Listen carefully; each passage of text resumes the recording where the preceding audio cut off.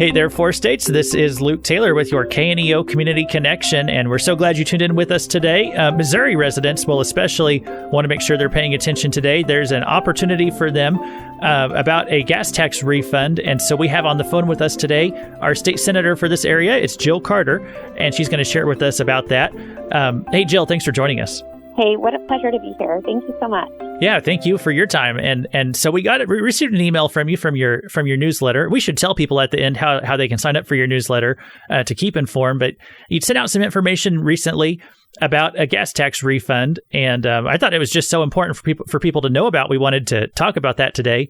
But I've been hearing it all over the place. People are talking about the prices at the pump, and I know there's a lot of factors that go into that. But for Missouri residents, there's actually looks like there was a gas tax that was put on in 2021 that is raising our rates a little bit here for our state. And so could you tell everybody about that, why that was passed, and then we'll tell people what they can do about it? Right. No, I'd love to. So in Missouri, we have this beautiful thing called the Hancock Amendment. It was passed in 1990, and it was passed by a vote of 55% of the voters from across the state, which changed our state constitution to make it to where there was kind of a lid on taxing and spending. And so if you went over a certain percentage of taxation or spending, it had to go to the vote of the people. And that was brought to us by a senator from the Springfield area that happened to be a businessman. And that is a lot of the reason why we've been able to cap a lot of our spending and our taxation is because of this Hancock Amendment. So historically, we've just been in a really great place to be able to take ballot initiatives that have to do with taxation to the vote of the people, and which had been tried for a gas tax. The last time I think it was tried was in 2018, and it was rejected by the people. And so in 2021 there was a bill, Senate Bill 286, that was passed by the legislature that increased the tax over a period of 5 years to 12.5 cents a gallon. And the reason why that I find that a little significant is that historically, again, this would have been something that went to the vote of the people. Mm-hmm. And the way that they did that this time, though, was to do it incrementally. So instead of just saying 12.5 cents, just at the time that it was passed, we're going to do this incrementally to where it increases 2.5 cents per year over the course of 5 years. And so they were able to kind of skirt that Hancock Amendment because there was a level or a threshold of taxation that they kind of kept under the radar. And so that's how it was implemented. The reason why it's kind of important also to know about this is because we do have the Hancock Amendment, there was a lawsuit that was filed to say, this really does kind of break the tradition of what the intention of the Hancock Amendment. It was challenged in court. Mm-hmm. And so therefore the Department of Transportation put out basically a rule saying, look, we'll do it this way. We'll make it to where it's really not a taxation. It's just people, it's a voluntary tax. If people want to go ahead and pay that, then they don't have to send in their receipts, their gas receipts.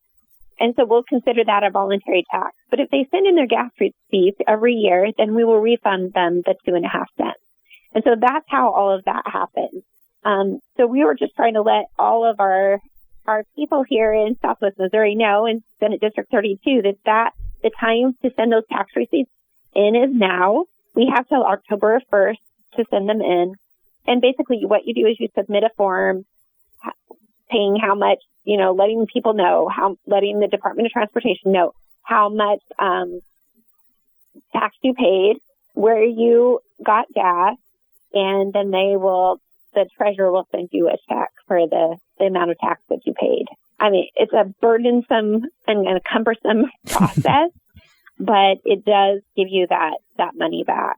Yeah, you're right. It is a little bit of a burdensome process if you're saving all those receipts and you got to fill out all these forms. And we'll tell people where they can get the forms in a few moments. But if they want to do that, though, I mean, if someone's on the road a lot, this could save them, a chunk of change after a year's time. And so they might want to be thinking about for next year, going ahead and saving these receipts so they can turn those in next year. Right now, you said it's going to be 12.5 cents higher when it's all said and done, but that's still a few years away. Right now, they're paying about 7.5 cents per gallon more for gas. Is that correct? We're at the 5 cent threshold. Next year it will be the 7.5. Okay. And then 10, so over the course of 5 years. So since it was implemented last year, we're at the 5 cent taxation rate, but that will continue to increase. So yeah, just trying to get word out there that there is a way to get that money back. Mm-hmm. And again, for me, it's a matter of principle, that when the government can basically leverage a position to say, well, it's a voluntary tax if you don't send your forms in, that's really not the intent of the Hancock Amendment or a Constitution. And so. Yeah. And I realize that a lot of this predated you because you got elected in 2022 and this stuff had all happened before you. These things have been put into place. But for right now, so this year, the gas is about 5 cents per gallon higher. But if people save those receipts and turn those forms in next year, they'll get 5 cents per gallon back on every gallon of gas that they've bought for that year that they turned a receipt in for. Is that right? Yes, that's correct. And so, hold on to those receipts. We were handing out just little plastic bags, or I'm sure there's an electronic app or something that you can use to kind of track that. Mm-hmm. But they do say it's important that you keep your receipts. And then when you fill out form out and send it back in, they'll send you a check. Okay. And so I had found the form from your newsletter that you all put out each week. And is that where should people go if they want to get the form? Do they need to sign up for your newsletter, or is there another place you'd send them? Yeah. So no, if they go to jill.carter@senate.mo.gov and just say that you want to sign up, or I think that there's even a link there that you can click to sign up automatically when you get a response back from our office. So That's something that we try to do every week, especially when we're in session, so that you're up to speed on what's going on. And honestly, it's vital to me. If the people knew how important their voice was and how powerful it was, I think our state would be in a lot better position. And so I want to leverage every opportunity that I can to help you feel like you have access to what's going on. Yeah, no, we appreciate that. And just you being, transparent to let everybody know about everything going on and try to keep people informed. And and that's what we're here trying to do too. So, thank you for that. Maybe you could speak to that before we go, is just the importance of transparency and getting this information. Because a lot of stuff goes on that people don't really know about. Right. So just going back to the gas tax, if we could just we'll talk about that a little bit more. Some of why it was passed with a supermajority of Republicans was because the SEPA Act, which was our Second Amendment Preservation Act, that gave us some of the strongest pro-Second Amendment language in the country, was held hostage. So leadership told the Republicans that if they didn't pass the gas tax bill, Senate Bill 286, that the SEPA bill would never come to the floor. And so it's those kinds of things that happen that really that doesn't trickle, that kind of information that doesn't really trickle down to, you or I typically, unless you're paying a lot of attention. And so just trying to remove a lot of those road bumps, you actually knowing what's going on, I think is just vital and critical, especially with what we're seeing across our country and in our state. Yeah. Yeah. And when I think about, so for people to kind of counteract this law that was passed that really shouldn't have been passed in the first place, they're having to save the receipts for a year to get a handful of cash back at the end of the year. But let's say that kind of just incites people to say, hey, I don't like having to do this. Is there something that can be done to stop laws like that from being passed in the future? Or is there any preventative measures that could be taken? Right. No, that's a great question. I did file a legislation this year to repeal that gas tax. Again, people just don't know.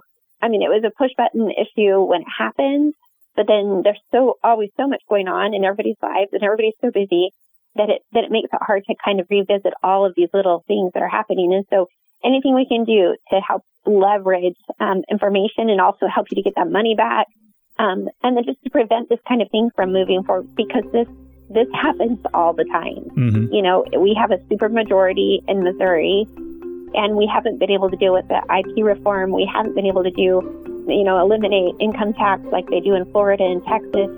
And so some of these big Republican ideas just simply don't happen because the people don't really know what's going on.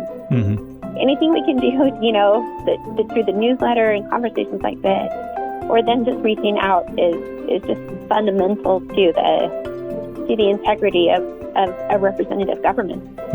Yeah, I know. At the end of the day, a gas tax of a nickel or a dime, that's not a huge deal. But yet, there's so many important things that you are working on and getting a lot of great things done for the people of Missouri. So, hey, thanks for your service and thanks for your time today just to tell us some more about this gas tax refund. Hey, thank you.